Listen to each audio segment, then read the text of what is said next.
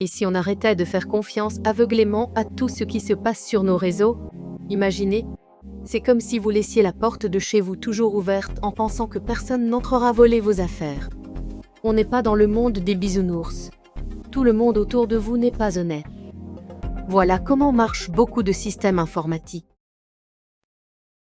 Aujourd'hui, on va parler d'une approche qui change complètement la façon dont on protège nos données. Le modèle Zero Trust. Le modèle Zero Trust, c'est un peu comme vivre dans une maison fermée à clé. Rien ni personne ne peut entrer sans prouver son identité. Dans le monde de la cybersécurité, chaque utilisateur et chaque appareil doit prouver qu'il est légitime avant d'accéder aux ressources.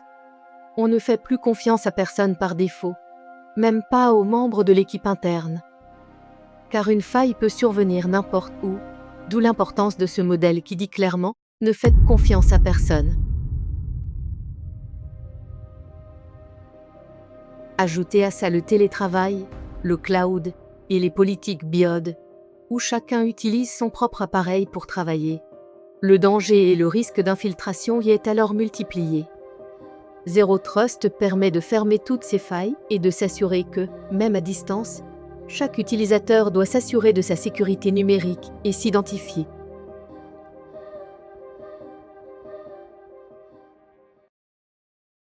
Avant de continuer, n'oubliez pas de vous abonner et d'activer la cloche pour recevoir les notifications. Mais alors d'où vient Zero Trust? Ce concept a été popularisé par un homme du nom de John Kindervag en 2010. À cette époque, les entreprises se prenaient de plein fouet des cyberattaques de plus en plus sophistiquées. Elles avaient besoin d'une nouvelle approche, moderne et infaillible pour sécuriser leur système. Et c'est là qu'est né Zero Trust. Depuis, avec l'essor du cloud et du télétravail, le modèle s'est imposé comme une référence. Parce qu'au final, peu importe où vous vous trouvez ou ce que vous utilisez, la sécurité doit être maximale à chaque point de connexion pour éviter le piratage et le vol de données. Zero Trust ne se repose pas sur une seule barrière de sécurité. Imaginez une série de portes à chaque étape. À chaque fois que vous essayez de passer, vous devez prouver que vous avez la clé. Si vous échouez à une de ces barrières, vous n'y aurez plus l'accès. Ce n'est pas juste une question d'entrée, c'est de rester authentifié en permanence.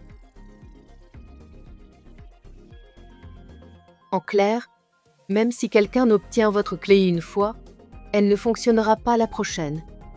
Chaque authentification est différente de la précédente. Et c'est ça, la force de Zero Trust. Ce n'est pas qu'une fois dedans, tout est accessible, mais le renouvellement constant du contrôle d'identité.